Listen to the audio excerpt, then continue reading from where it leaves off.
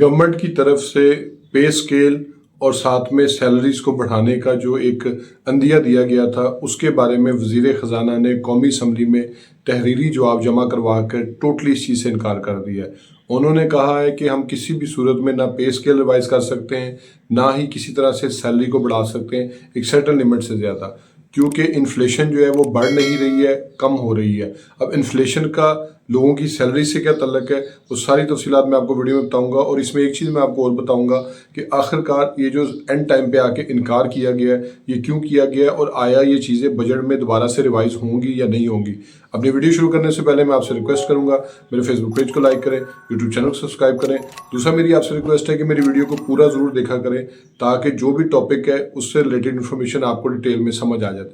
अब आ जाते हैं अपने असल टॉपिक की तरफ कि आखिरकार वज़ीर ख़जाना ने इस चीज़ से जो इनकार किया उसकी क्या वजह बनी है। सबसे नंबर 1 पे जो वजह बनी है वो ये है कि जो इंटरेस्ट रेट है वो 24% था पहले, अब वो इंटरेस्ट रेट कम हो गया है। जब भी किसी मुल्क में नेशनल लेवल के ऊपर काइबल रेट जिसको हम कहते हैं या नेशनल इंटरेस्ट लेवल जो कहते हैं वो कम होता है, तो ये एक इंडिकेटर होता है कि मुल्क में इन्फ्लेशन जो है ना वो कम हो रही है। इन्फ्लेशन से मुराद ये है कि लोगों के पास पैसे भी कम है और चीज़ों की जो प्राइस है वो भी जो है वो मुनासिब है। अगर इन्फ्लेशन बढ़ती है तो उसमें ये होता है कि अफरात ज़र ज़्यादा हो चुका है, लोगों के पास पैसे भी ज़्यादा है और इसके साथ साथ लोगों की जो आमदनी है वो भी उसी हिसाब से ज़्यादा है। तो इस चीज़ को बैलेंस करने के लिए जो है ना वो उसके रेट को जो है वो कम ज़्यादा किया जाता है, और जब बैंक डिपॉजिट्स जो है वो ज़्यादा हो जाते हैं तो उसके बाद जो है वो इंटरेस्ट रेट को कम कर दिया जाता है। तो इसमें वज़ीर ख़जाना ने तहरीरी बयान दे दिया है और उसमें उन्होंने यही कहा है कि हम पे स्केल को भी रिवाइज़ नहीं करेंगे और सैलरीज को भी नहीं बढ़ाएंगे, क्योंकि अभी पिछले हफ्ते जो है वो IMF के विशन ने डिटेल मुलाकात में जो नंबर 1 पे जो चीज़ कही है, उन्होंने कहा जी अब सैलरी का जो सेक्टर है